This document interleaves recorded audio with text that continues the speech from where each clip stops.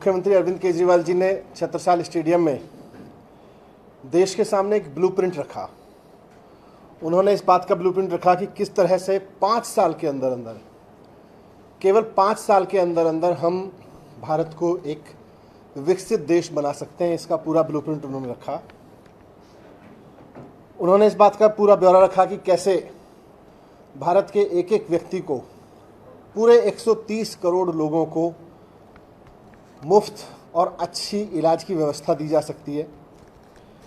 उन्होंने इस बात का ब्यौरा रखा कि कैसे 5 साल के अंदर अंदर 27 करोड़ बच्चे, आज पूरे देश में सारे स्कूलों में मिला के 27 करोड़ बच्चे हैं, तो पूरे देश के 27 करोड़ बच्चों को कैसे अच्छी शिक्षा दी जा सकती है, शानदार शिक्षा दी जा सकती है और मुफ्त शिक्षा दी जा सकती है। तो अच्छे शिक्षा और स्वास्थ्य को 5 साल में कैसे सच किया जा सकता है। और जब वो रख रहे थे तो ऐसा नहीं है कि बातें कर रहे थे, दिल्ली में करके दिखाया है, उसके अनुभव के आधार पर रख रहे थे। उन्होंने कहा कि भारत तभी नंबर 1 बनेगा जब हम भारत के हर एक बच्चे के लिए अच्छी शिक्षा की व्यवस्था कर लेंगे, मुफ्त शिक्षा की व्यवस्था करेंगे। दुनिया के सारे विकसित देश यही करते हैं। जब हम अपने हर एक नागरिक के लिए, 130 करोड़ लोगों में से हर नागरिक के लिए अच्छी और मुफ्त स्वास्थ्य व्यवस्था कर लेंगे। मैं प्रधानमंत्री जी से 2 गुजारिश करना चाहूँगा इस सालगिरह के अवसर पर। पहली तो ये कि अच्छी शिक्षा, फ्री शिक्षा और अच्छा इलाज, इसको फ्रीबीज ना कहें। ये जो फ्रीबीज कह के इनका मजाक उड़ाते हैं, इससे देश के विकास का रास्ता रुकता है।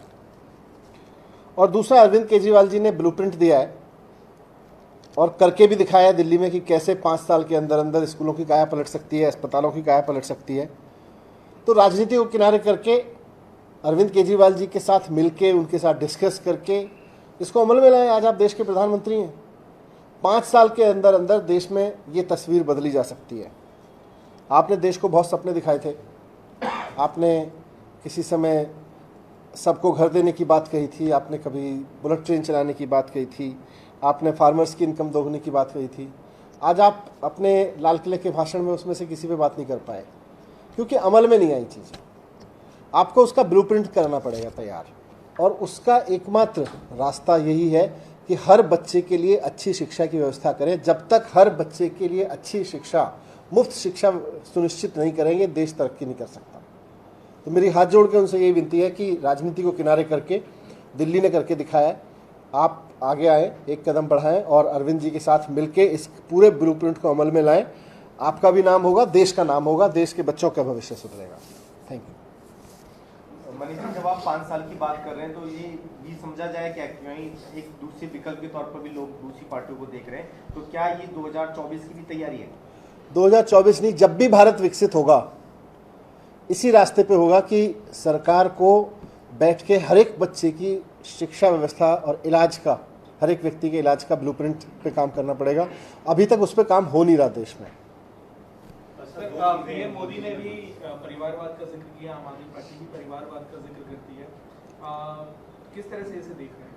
मैं ऐसे देख रहा हूँ इसको कि जब प्रधानमंत्री जी बात कर रहे थे तो इसीलिए मैंने कहा कि जब वो अपने भाषण में आज विकसित देश और एस्पिरेशनल सोसाइटी की बात तो कर रहे थे, लेकिन जो बात उन्होंने पहले कही थी उसमें से वो एक शब्द पे भी पूरे भाषण के दौरान बात नहीं कर पाए, क्योंकि उस पर कुछ नहीं हुआ। किसानों की आय दोगुनी से लेके सबको घर देने की बात हुई थी, बुलेट ट्रेन चलाने की बात हुई थी, ये सारी चीज़ों पे नहीं हुआ। परिवारवाद की बात करते हैं मोदी जी, लेकिन दोस्तवाद भी भारत को खाया जा रहा है। मिलके भारतवाद पे काम करना पड़ेगा। ना परिवारवाद से देश का भला होगा। आज आज़ादी की सालगिरह है। आज के दिन बहुत साफ मन से इस बात को मान लेना चाहिए कि ना परिवारवाद से देश का भला होगा, परिवारवाद ने भी देश को बेड़ा गर्क किया है, और दोस्तवाद से भी देश का बेड़ा गर्क हो रहा है। मैंने अभी कुछ दिन पहले आप सबको बताया कि किस तरह से दोस्तवाद के चक्कर में पूरे देश की अर्थव्यवस्था डूब गई है। आपसे एक सवाल है कि आज दिल्ली सरकार एक स्कीम लेके आई जो जिसमें ये कहा गया कि महिलाओं को भी ड्राइविंग सिखाया जाएगा और उनको सशक्त बनाया जाएगा। आज उसी का कार्यक्रम हुआ, पहला बैच लॉन्च हुआ उसमें, लेकिन ना मुख्यमंत्री थे ना सरकार की कैबिनेट से कोई सरकार के किसी मंत्री को फोटो भी दिल्ली सरकार का कार्यक्रम था, ट्रांसपोर्ट डिपार्टमेंट का एक भी थे, हमने सवाल भी किया, उन्होंने उसका जवाब नहीं दिया, किसी को आमंत्रित किया था। मेरे को जानकारी नहीं है। सर ये प्रधानमंत्री की बातें जो उन्होंने कही उसमें करप्शन को लेकर उन्होंने कई बातें कही कि हम करप्शन खत्म करेंगे, घर से जो लोग भी पैसे इकट्ठा कर रहे हैं या भ्रष्टाचार कर रहे हैं उनको खत्म करेंगे। नहीं करें, लेकिन उससे उनको दोस्तवाद से ऊपर उठना पड़ेगा, तभी करप्शन खत्म कर पाएंगे।